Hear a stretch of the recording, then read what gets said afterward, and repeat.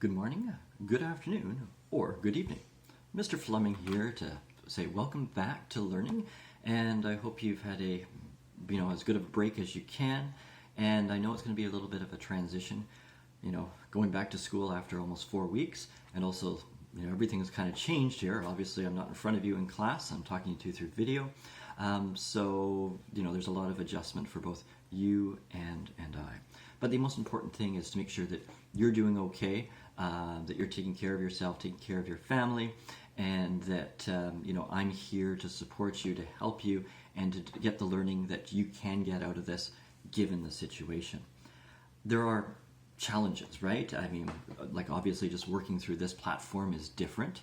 The good news is that I have been doing my master's in educational technology, and I teach computers, and so this shouldn't be too big of a challenge for me, but I know for you, this is going to be it's fundamentally different than probably how you've learned before, and so we're just going to have to make the best of it. And I understand, that some of us might have technology challenges, time challenges, all these other things that are going on in your life, and maybe this isn't going to be your focus, and I completely understand, okay? So just keep the lines of communication open with me, and we can work things out. You can hear my kids in the background, right? That's what's going to be happening a lot of the time. Now, one good thing is you guys have all experienced an LMS, and that is a learning management system, and that is Edmodo. I'm going to move away from Edmodo. Teams, to my surprise, seems to be as good as, in some ways better than Edmodo. There's some differences. Since we did the first assignment, you're learning about those differences, and I'm learning about them as well. So as we go through, the first couple weeks, things are going to be sort of, testing the waters, see how it goes. They'll be learning on both sides. All I ask for you is your patience, and for you guys to be reasonable and, act mature on this platform, because it isn't, Snapchat, it isn't, whatever else you're using. Friendster, anybody use Friendster still? MySpace, no, okay, right? You don't, it's a different platform, and we just have to learn how to behave in that platform. Now, in terms of learning overall, you're looking probably, teachers have been told an hour to an hour and a half a week. So you're looking at 8 to 12 hours of learning. And I highly suggest that you schedule some time. You put an hour and a half, sort of if you're looking over 5 days, right? 12 hours, let's say, you're looking at maybe, an hour and a half, 2 hours, 2.5 hours a day that you should sort of schedule into your time. So I would set aside a bit of time. Keeping a little bit of a schedule is going to help you out. I mean, the easiest thing to do is just let things slide, and, as a student, right, if I don't have a schedule, if I don't have to have things done at a certain time, it can be a bit of a challenge to get things done. So I'm asking you to try to create a bit of a schedule. If you need some help or need some advice, let me know, and I can do my best to sort of help you out. Because I've learned as a student as well during my master's recently, it's not always easy to say, hey, I got to get this done, and set aside that time. So if you want some advice or you need some help doing that, let me know, and I can try to help you out as best I can. But I would highly take a day and say, okay, maybe in the morning do an hour, hour and a half, work on this subject this morning. In the afternoon do an hour, hour and a half. And before you know it, right, you'll be up and you'll be working on things, getting things done, and then you'll be able to schedule other things in your day. Okay, it's kind of the hardest thing. I had a girlfriend in grade 12. I know it's hard to believe, but she said the sort of thing that stuck with me, and I guess this 25 years. She said to me that if you want something done, you give it to a busy person, because that busy person is going to have a schedule. They're going to prioritize. They're going to get things done. When you don't have anything to do, things just sort of put on the back burner, and you don't get things done. So just try to get, try to put a little schedule there together. Mentioned it before. The other big thing is to make sure you communicate with me. If you're struggling, if you're having problems, I'm going to do my best to communicate with you. But there are 200 of you spread across. I'm teaching 8 different courses. It is a little bit of a challenge. I can't just sort of walk in and teach you now, right? I've got to do a little bit more in terms of prep, in terms of getting the lesson there. It is a bit of a challenge to make sure that all 200 of you are doing what you need to do. And so if you're having challenges, you're having problems, you can contact me through Teams. There's a private sort of, so you don't have to post it publicly. You can find me and talk with me personally. If you can't figure out how to do that, just email me, okay? If you can't do that, you know how to do it through Edmodo. I'll still check Edmodo there. You can do it that way, okay? But the key thing is to try to talk to me, okay? Just send me a quick message. Hey, Mr. Fleming, I can't get this done this week, or I need some help. Let me know. I'm flexible. I'm willing to help you. I'm here to help you. That's my job. That's what I want to do, right? I'm all here for you, and so that's my goal. Okay. In the end, let's just make this as best that we can. Okay. Like I said, this is a challenge for everybody, but there's some opportunity here. I'm going to help you out, teach you some lessons. I'm going to always give you a little bit of a, hey, if you want to go on and learn a little bit more, here's some opportunities, because it is a sort of, in some ways it's really restrictive in what we can do. But for other people, there are some opportunities there that can open up. And so I'm always willing there to help you out. If you've got extra questions, you say, hey, Mr. Fleming, could I do something like this? Could you help me out with it? More than likely, I'll do my best. I will always do my best to help you out if I can. I'm not taking any courses at the moment. I finished my last, well, not my last two, but the last two that I was taking, I'm done. I've only got one more. That starts in the middle of May. So I do have a bit more free time, although I am spending a bit of time trying to teach my kids as well. And hopefully that they're learning a few things as well here. All right. So please take care of yourself. Take care of your families. Try to learn, try to follow along with what I'm going to teach you here. Be open with your communication. Let me know if you're having problems. Let me know if you think I could do something better, okay? Give me feedback. That's what I'm here for, okay? Great. I'm going to talk about our specific lessons for each class, but that was my sort of overview there.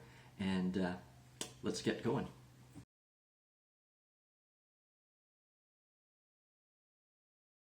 So, what does week 1 of AP Computer Science look in our new, really reconfigured, life here in terms of schooling?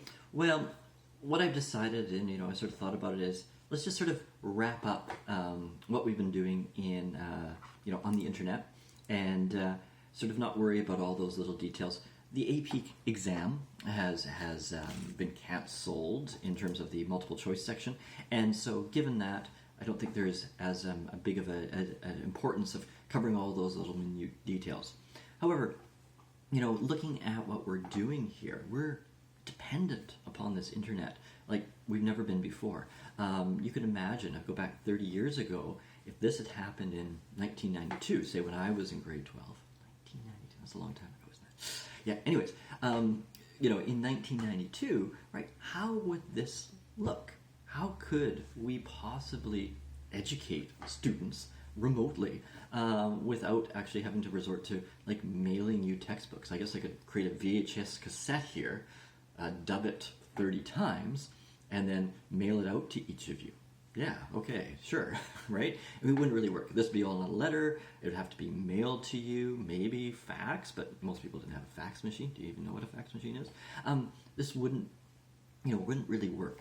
And so I think it's a real interesting time to think about how important the internet is to us as a society, how it lets us deal with situations like this.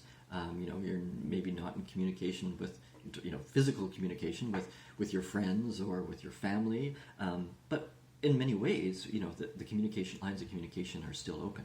So it's a really interesting time.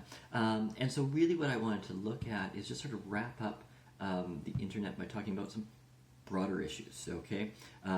Next week, we'll sort of get into the coding again, looking at JavaScript, and then the AP people who are writing the exam will do a little bit different for you guys because we need to make sure that you're working on those projects. And just to reiterate, that will be, May 26th is now our goal for those 10 students that are working on their AP working on that exam, but no multiple choice component anymore. We'll talk about that more to you. So really this week, one of the things that I like to do in my free time, and especially when I walk back and forth to school like I used to. But now I go out for walks in the morning and the afternoon, trying to compensate there, is listen to podcasts. And there's so much good content on there. If you haven't listened to podcasts, it's a bit of a rabbit hole because there's so much out there. You could spend a lifetime listening to ones. One of the ones that I like to listen to is CBC. It's a radio program called Spark. It's about sort of that intersection of technology and society.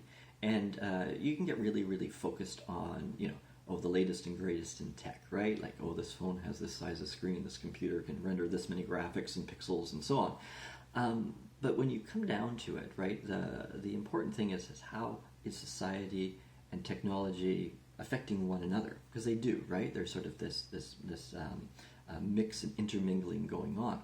And so what podcast I'm going to have you listen to, and you don't have to listen to the whole thing. You could listen to the first half or the second half.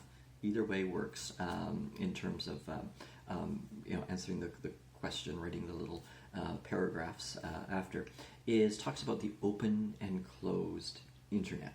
And so the idea when we talked about this is that the original vision of the internet was something that's open for everybody, kind of almost like a hippie-ish idea. But over time, right, corporate interests, the need, the desire for privacy has sort of arisen. The internet is a fundamentally different place than it was, at least initially conceived. And so what this podcast does is talks a little bit about, this historical sort of open internet part and then the closed part as well. So what I'd really like you to do is listen to it. Ideally, listen to it in its entirety. It's 54 minutes long. You can run it like I do at 1.5 times speed and cut it down to about 40 minutes if you'd like. If you don't want to put that time in listening to the whole thing, there is, like I said, the front half talks about sort of the open internet. The back half of it talks about the closed side of the internet. So you could focus on one of those two things. And then you'll see in the assignment there's a bunch of questions that you can just sort of use to think about and write about, with about 200 to 300 words on those topics. And try to relate it personally, okay? If there's a little thing about privacy and so on, how important is privacy to you and why is it important? And so on, okay? So I think there's about 10 different questions there. You do not have to answer all of them, okay? You'll be writing 3,000 to 5,000 words if that was the case.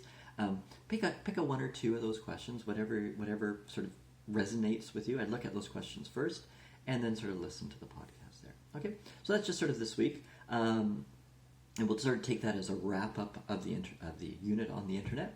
And then next week, we will look at doing some JavaScript programming, and that will be doing code.org. And so I'll just sort of give you a little preview every week and let you work through, and then you can always ask me questions and stuff. Like I mentioned earlier, make sure if you've got problems, if you've got issues, if you need some help, I am here for you, okay? I'm generally going to be pretty responsive in terms of getting back to you. I'll do my best.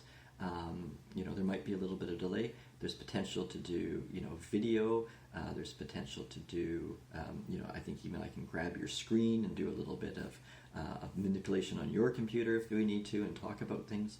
So there's all these different things that we can try and to make it work. Like I said, it might take a little bit the first couple of weeks, but we'll get this down. And hopefully we'll be back to school sooner than later, but regardless, we will make this work. Okay? So please listen to that podcast. It's in the assignment. You can write on sort of any of those topics. I also put a little link to Ajit Pai from the FCC. Some of you in net neutrality, our favorite topic. He was a favorite meme of ours for a while there. There's one there too. That's sort of like an extension if you're interested in how he defends not protecting net neutrality. Interesting to hear his take as well. Okay, so go ahead, work on that, and I will do my best to help you out if you have got any questions, but hopefully it goes pretty well this week. But keep those lines of communication open, and I'm here for you, and take it away.